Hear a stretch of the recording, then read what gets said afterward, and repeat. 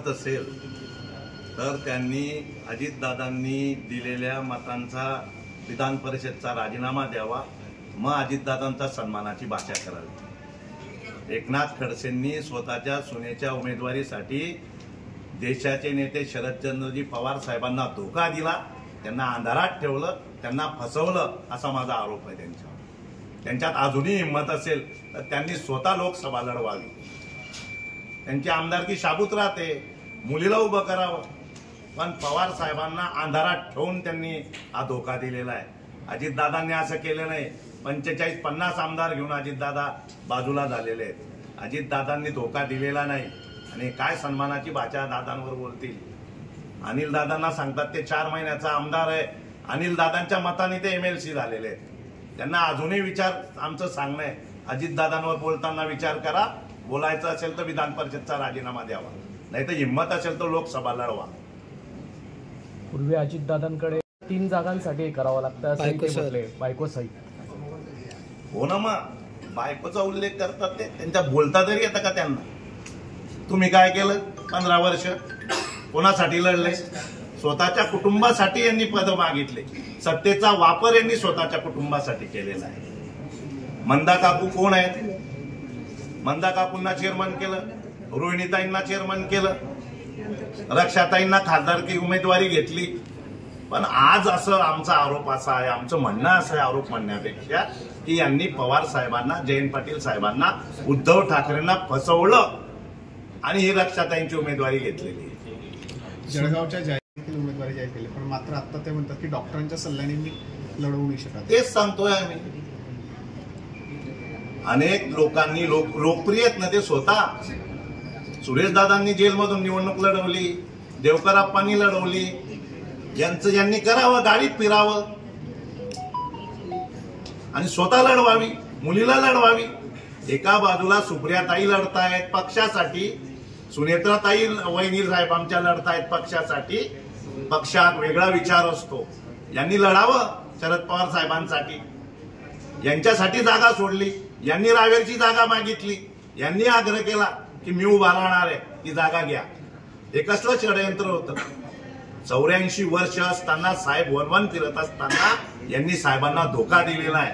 हे मुक्ताय त्या रावेरच्या लोकसभेच्या लोकांनी हे लक्षात घेतलं पाहिजे। आता नाही, प्रश्नच नाही। पाऊल उचललं म्हणजे धोका दिला आहे पवार साहेबांना।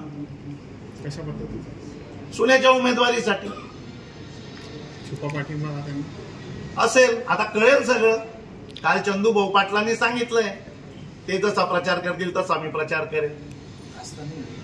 अजून तो उमेदवारी अर्ज वगैरे या सगळ्या गोष्टी आहेतच। छुपा पाठिंबा म्हणण्यापेक्षा त्या मतदारसंघामध्ये पवार साहेबांनी यायची गरज सुद्धा पडू द्यायला नको ना। आता भोंडी त्यांचं जर एवढं वर्चस्व येतं, त्यांनी राष्ट्रवादी काँग्रेस आता जो उमेदवार देईल त्याच्यासाठी गावागावात सभा घेतल्या पाहिजे आणि राष्ट्रवादी काँग्रेस शरद पवार साहेबांच्या जो आता चिन्ह असेल त्या चिन्हाच्या उमेदवाराला मतदान करा असं जाहीरपणे सांगितलं पाहिजे त्यांनी प्रत्येक ठिकाणी, तरच ते खरे त्यांच्या सोबत। व्यतिरिक्त त्यांनी पक्षामध्ये गटबाजा निर्माण केल्याचा प्रयत्न केला आणि ह्या पक्षात राहताना त्यांनी दुसरीकडे सुनेला पण उमेदवारी दिली। हे डावपेच जे त्यांच्याकडून शिकले पाहिजे असं तुम्ही म्हटलं, नेमकं काय म्हणायचं तुम्हाला? डावपेच म्हणते यांना, डावपेच बोललं गेलं असेल माझ्याकडे, हे कसले डावपेच आहेत त्यांचे? येतच फसवणूक एक प्रकारची। ते त्या व्यासपीठावर राष्ट्रवादीच्या ऑफिसमध्ये येऊन सांगतात की मला विचारायची गरज नाही भाजपमध्ये जाण्यासाठी। हा, आमचं एकच म्हणणं आहे, इतकं जर ते बोलतायत ना, त्यांनी पहिले विधान परिषदचा राजीनामा द्यावा, मग अजितदादांवर बोलावं, मग अनिल दादांवर बोलावं। सुनेसाठी त्यांनी लोक बांधाल, त्यांना अजूनही वेळ गेली नाही। त्यांनी सांगावं की मी उभाच राहतो लोकसभेला, जे होईल ते होईल, रोहिणीताई उभी राहील। हे का सांगत नाही ते? आज नकार देतायत ते। मैदान सोडलंय त्यांनी, पळून गेले ते, रणछोड दात झाले ते।